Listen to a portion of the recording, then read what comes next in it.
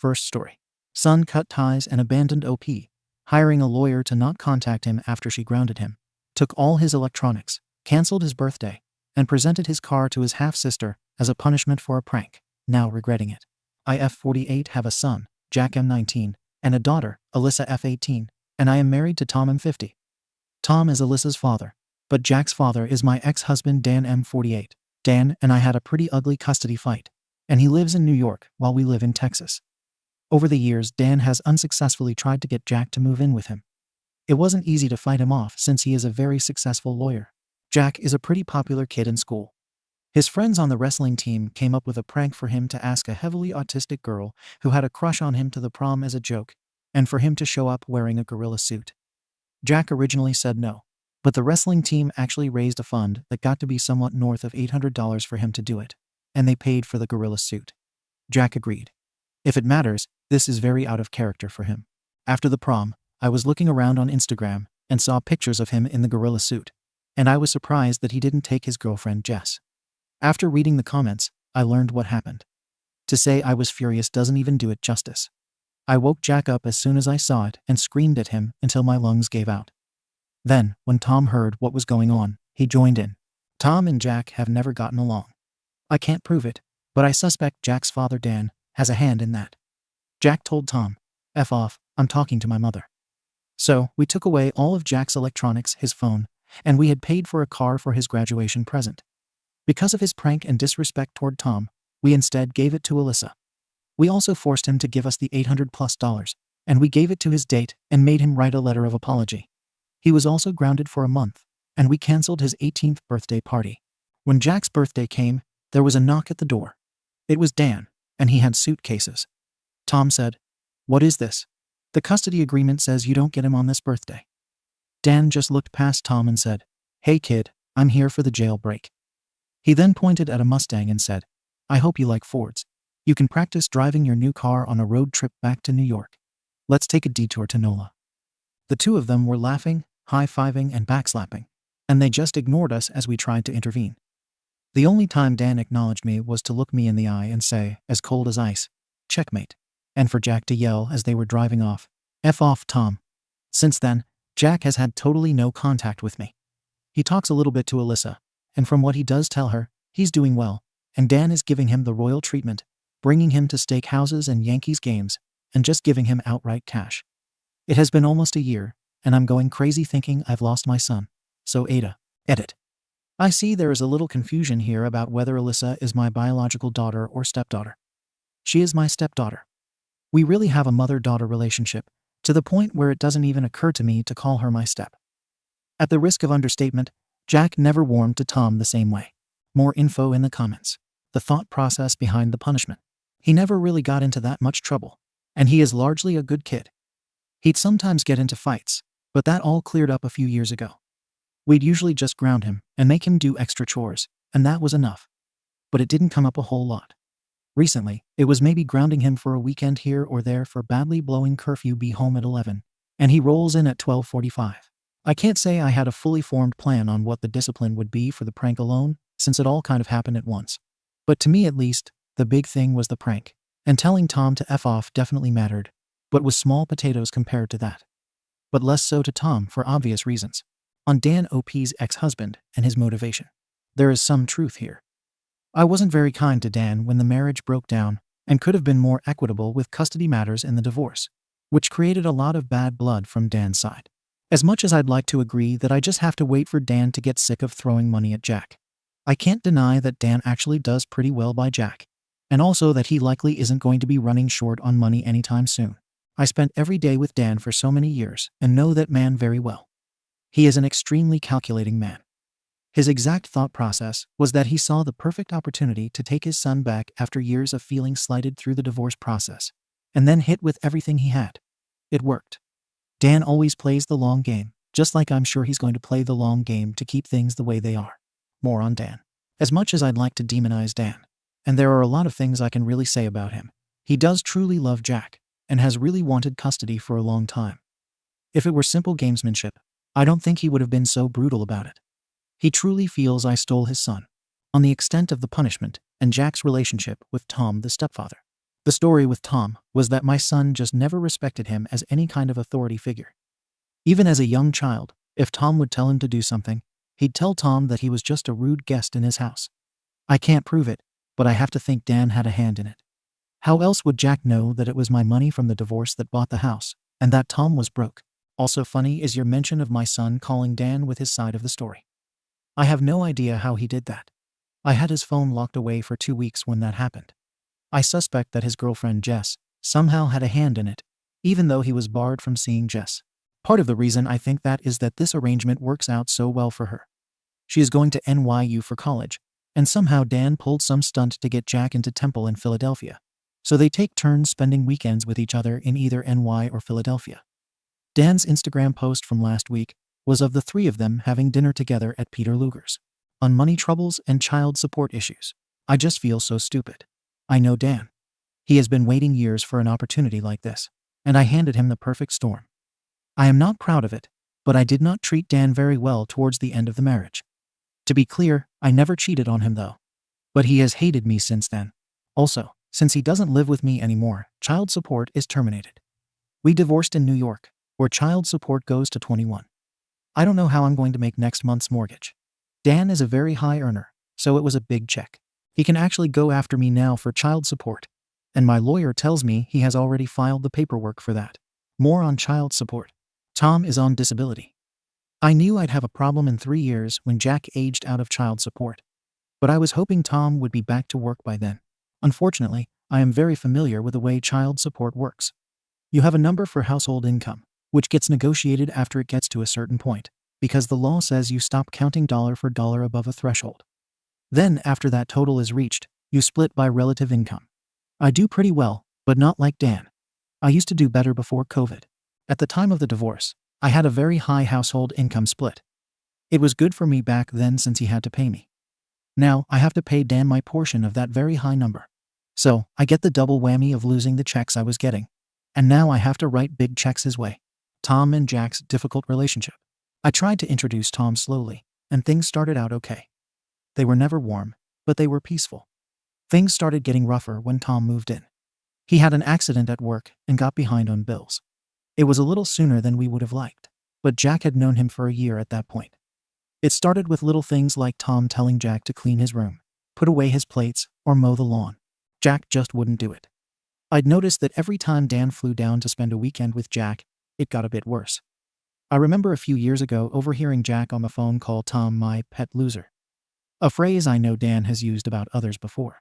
When Jack was 16, there was one time that Tom's back was hurting, and he told Jack to warm him up with a plate of leftovers. Jack was playing a game, and I told him to get it himself. Tom unplugged his Xbox, and then Jack said, "This effing guy.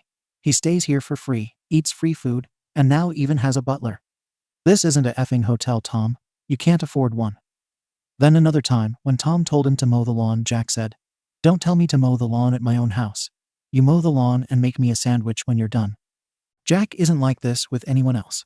He's usually very kind, quick-witted, and gracious. The thing that freaks me out is that it is almost exactly like his father. If he likes you, he'll be as debonair and smooth as can be.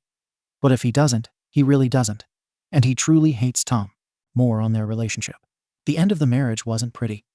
I have to take responsibility for that, and the divorce was very contentious. Following that, there was a lot of bad blood, but it definitely got worse once Tom entered the picture. Tom once made a Facebook joke about how he wishes they would bring back paddling in schools. To say Dan went nuts does not cover it. He literally got on a plane immediately from New York, busted into my house, and started making all kinds of accusations and threats against Tom. Tom had to literally lock himself in the bathroom and escape out the window, because we all thought Dan was going to do something crazy. Following that, I had to spend the next 2 years in litigation proving that Tom never has and never will lay a hand on Jack. Jack has also been rubbing it in Tom's face that he has his father's permission to defend himself against Tom if he ever wants to get old-fashioned with him. Jack is a 6'2" wrestling champion and MMA hobbyist. Tom is a 50-year-old man with a bad back half his size, and they are both keenly aware of it. If Tom ever laid a hand on Jack, I'd see to it that he'd be in jail. But I suspect his first stop in any such encounter would be the trauma ward. Yet more on their relationship. There is a little cultural clash between Jack and Tom. Tom is an old-fashioned Texas man who believes kids should do what they're told. Jack grew up in Manhattan. Believe me, Tom has way dialed things down from what he'd normally do. But he does believe that kids should listen to adults and help out around the house. He realizes that there is a lot of tension, and that his usual approach isn't going to work. And I have even told him that if he tries it, I won't be able to maintain the marriage if he can't find a way to make a peaceful home with my son. After I told him that, he mostly just tried to step out of any kind of parental role, but sometimes he'd still tell Jack to do something, and Jack would react very badly. Jack acknowledged his wrongdoing, but still felt the punishment was way too harsh. Thanks. He has blocked my number. Alyssa does still talk with him a bit since they had a cordial enough relationship. She even offered to give him the car back to make peace. He told her to keep it since he has a better car now, and he told her that he doesn't have any bad blood against her. For a while, he was telling her that he'd never forgive me. He appreciates that he did wrong, but that I took it way too far by taking the car away, and because I wouldn't let him see his girlfriend for a month.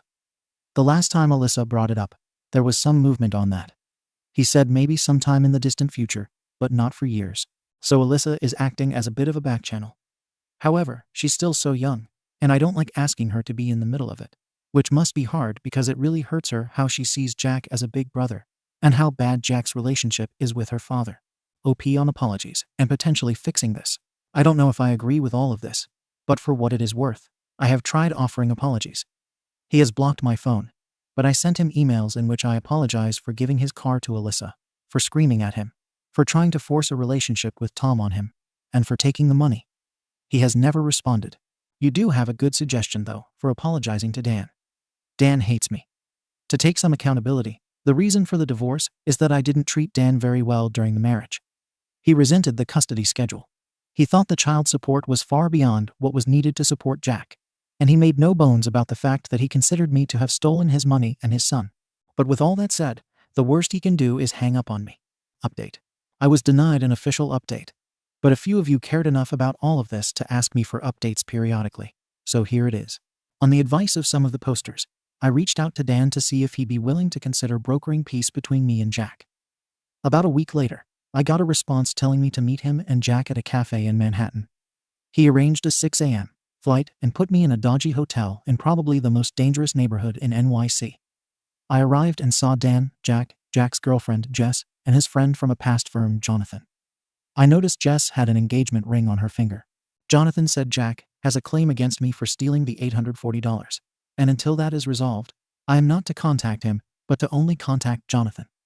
I told Jonathan that's the money his friends paid him for the prank, and that I gave to the girl. Jonathan said he was aware of the circumstances, but nonetheless, it wasn't my money, and under the law, it was a theft, and Jack has a legal claim against me. I said don't care if it was against the law. Jack had no right to that money, and they can sue me if they want. Jack said, "You locked me up in my room like a prisoner for a month, took the car bought for me with Dad's child support money, took the money, and berated me for hours on end. Unless you're going to give me the car, this is the only thing you can undo. You said you wished we could have handled it better, so here is your chance.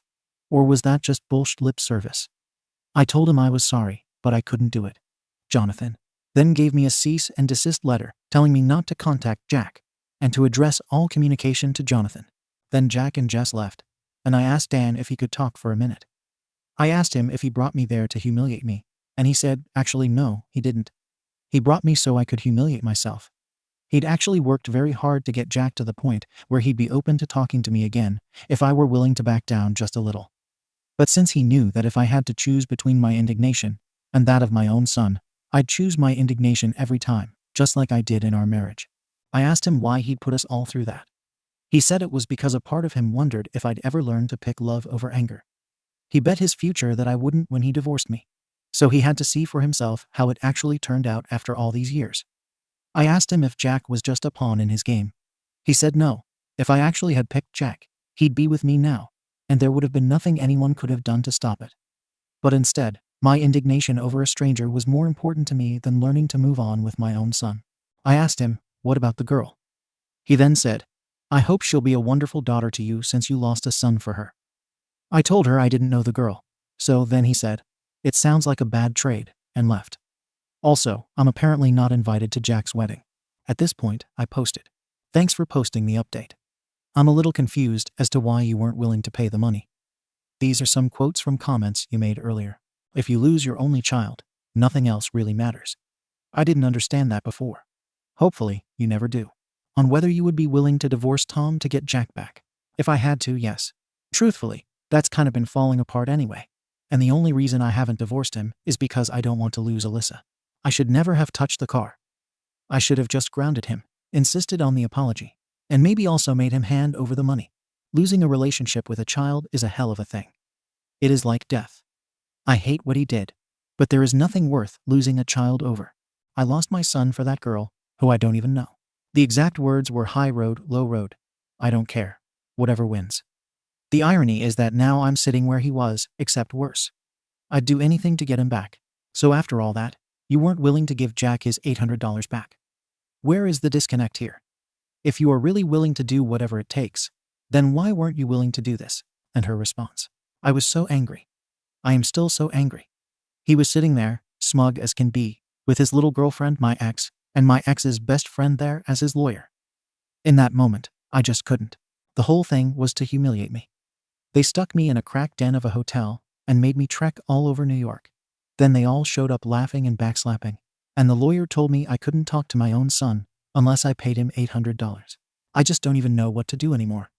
Dan reversed the polarity on child support, and I'm now a few months behind on the mortgage, and the hole gets deeper and deeper. I placed my house for sale on the market. I'm just at wit's end. Second story.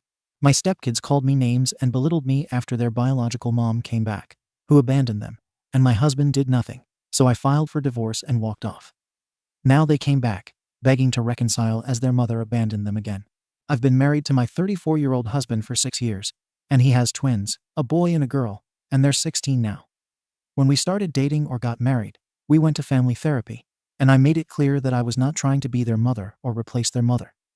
Their mother hasn't been in their life since they were about 8. Things have been great with us these past 6 years. They even started calling me mom when they were around 12 or 13. Recently, their biological mother came back into their lives, and they were really excited. Things were great for about 6 months, and then they started to call me by my real name. That hurt, but it's what they chose to do, and I never questioned it. Recently, they've been getting very disrespectful. They don't follow the curfew rules. They're not cleaning up after themselves. They're talking back to me, telling me I'm not their real mom, that I'm the reason she left, which is not true. I didn't meet him until almost a year and a half after she left, and that now that she's back, they don't need me anymore. 3 weeks ago, there was a big blow-up where my stepson called me a B.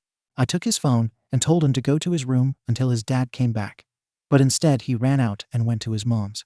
She came over, and it was a big argument. She tried to hit me, and I pushed her out of my house. My stepdaughter told me if I ever put my hands on her mom again, then she'd kick my arse. They both went to their mom's place.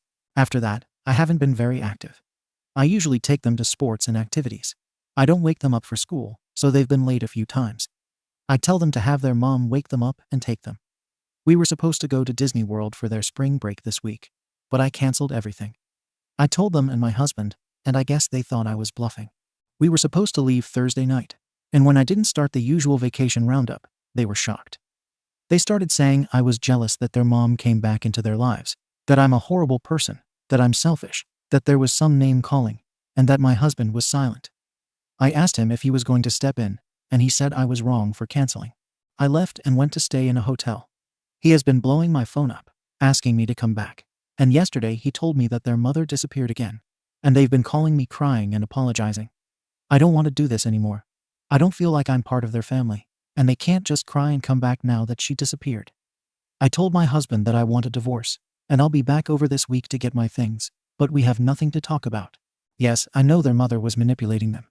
I never said otherwise. Yes, they are 16. That doesn't give them the right to treat me this way. Being 16 doesn't mean you get to be disrespectful and threaten me. I have always been in their corner. I know their feelings matter in this, but I am also a person with feelings. I am not only considering or moving forward with this divorce based on how the children acted. It is also that my husband did not back me up in this. If I can't count on him to help me navigate this tough situation that we are all going through, then why should I stay? That does not mean that I should be treated the way I was being treated. That is not normal 16-year-old behavior to threaten me. Call me vile names. I just need time for myself. And I don't want an apology just because their biological mother ran out on them again. I want an apology because they really mean it. And I don't believe anyone can be truly sorry 2 days after their mother vanished again. I would never just abandon them, but I do need time for myself because my feelings were disregarded. Yes, I am an adult, but I still have feelings that hurt and need time for myself. I never asked for or expected them to be perfect. I never expected them to be the most mature people, but I am allowed to be hurt and take time for myself during all of this. They have feelings, and so do I. I love them very much. They are my children, but this is a very complicated situation. This is not because they called me a B. I've been called worse. I'm a woman. This is ultimately about my husband not backing me up during this situation. And yes, I am hurt that they told me that I'm allowed to be. It hurts even worse coming from two people who I love dearly and would never hurt or want any harm to come to them. Comments. No personality 5T421. NTA. If your husband stepped up and actually parented his children, then he wouldn't be looking forward to his second divorce and being a single parent. Charlotte Telecasip. If Biomom hadn't done her disappearing act again, I wonder if he'd even be calling OP to beg her to come back. Later mystery. Biomom knew she won, so she checked out. Vegetable Cod 2340. It was clear what Biomom was doing, but to disappear after she convinced her kids to blow up their home lives just seems messed up. I can see doing that if Biomom has plans to get her family back, but to leave when they need her. I hope these kids realize what kind of person their mom really is, and that their dad gets them the help they need to deal with this. OP, you're not wrong to leave. The moment the disrespect started, your husband should have stepped up. The Fisherman's Wife 22. It's because stepmoms stopped doing the heavy lifting. They started asking their mom to pick up the slack, and then all of a sudden, being a mom again wasn't fun, and she bounced. Classic. Malibu Cat 48. And now dad has to do it all himself and wants OP back, because he doesn't want to do it either. OP has been abused by all four of them, and finally said enough and left. OP, you are NTA, and you are right to finally take care of yourself. Divorce is hard and sad, but they seem to want what you can do for them, not you for who you are and the love and care you provided for 6 years. Grouchy Advantage 619. 100% correct. They used and abused OP. Now they'll pay the price for their arrogance, entitlement, and lack of respect for all OP offered willingly. They FOFO, and it's too late now. Judgment. NTA. Update. 23 days later. Hello, I have been getting a lot of messages asking for an update. I am now in a position to be able to give an update. You can look at my previous post to see what this is about. I went back to the house 2 days ago, and my husband and I had a long talk about what happened, how I didn't feel protected by him, and how he knew how disrespectful they were being but didn't stop anything. He said that he still loved his ex, and that's pretty much why. He didn't want to do anything for her to leave them again, them, as in him and the twins. But that didn't change how he felt about me. I did not feel comfortable with that. I told him that I'd been there, not her, and how could he still love her? It was very emotional, and there was crying and yelling. I made the decision to move along with the divorce. I spoke to the twins, and they cried and said it's their fault, to forgive them and their dad, and not to leave. I told them that, as much as I love them, staying with their dad and in this home was not an option. But I would still love to have a relationship with them if they wanted. But I am still very much hurt by what happened, and would still appreciate a little more time for myself. I let them know that their actions have consequences, and they can't treat people the way they did. I did move out, and I was staying in a unit in one of my rental properties. Exciting news. I bought my first house. It was a fairly quick process. I'm excited for what's next. I bought my first house ever, and next month I am taking a break from work for a few weeks, or the whole month, maybe 2 or 3, and doing some exploring of the world and healing and finding myself. I lost myself in the twins and my husband and didn't really focus on what I wanted or what made me happy. So I bought tickets again for Disney World. I have also made plans to go to Thailand next month, and from there, I have no clue. I'm doing some spontaneous trips. I have always wanted to see the 7 wonders of the world. Anyway, I am really happy to be getting a break. I told the kids I would love to have them over for dinner when I get settled in at my new place. I do feel bad about canceling their trip to Disney, so I am thinking about funding a trip for them to go this summer for their 17th birthday. Just not with me. I'm excited to be traveling alone, and I need the mental break. That is all, really. Edit. I read the comments about not funding a birthday trip for them, because it is not my responsibility as a mom or step-parent, and you know all of you are right, so I will not be funding that trip. It's still hard for me not to be or jump into that role, and I have to get out of it. But ultimately, they did not respect me as their mom, so I will not be doing that and focusing on myself and my trips. It was just a thought, and nothing was set in stone, and I'm glad I didn't. Thank you to everyone who is here, still giving me advice and kind words. Once they earn my trust back, I will have no problem funding it. Info. There seems to be some confusion. I talked to them 3 days ago. I didn't buy a house 3 days ago. I have property with units duplexes that I rent out to people, and I was staying on one side. I bought a house for me to live in. I have everything I need sorted out to where I can buy this house now, and the divorce is not an issue. You can close on a house in less than 30-45 days if you pay in cash. People are so focused on my financial situation. I'm not rich in any sense, but I do good for myself, and I deserve it because I worked hard for it after I came from nothing. I'm not abandoning them again. The twins have said that they will try to earn my trust back, and if giving me space is what can start that healing process, they'll do it. I'm inviting them over for dinner next month, and we'll see how this goes. Comments. Actual offer 127.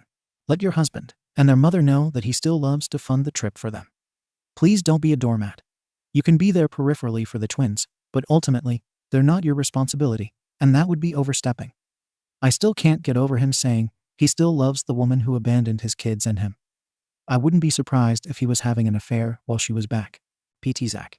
Abandoned him and the kids twice. Twice. He is such an idiot. I want you back, but I love her. I want you back, eh? To do what? Maid, nanny, F-buddy? Who the hell says that glad he did when they are trying to patch things up? Miss Blum 3. OP's ex wanted to have his cake and eat it too. I wonder how that played out in his head. Oh, I love my ex-wife, but I want to be with you. Just the right words a person wants to hear. PT Zach. I saw that on a Hallmark card once. I want you around to cook, clean, take the kids to school, run the household, and bend over when I have a yearning.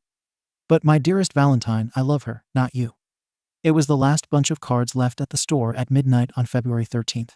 For some reason, no one bought them. Thank you for watching the video. If you are interested in listening to these kinds of stories, we've got more in store for you. Simply subscribe to our channel, hit the like button, and share it with your friends.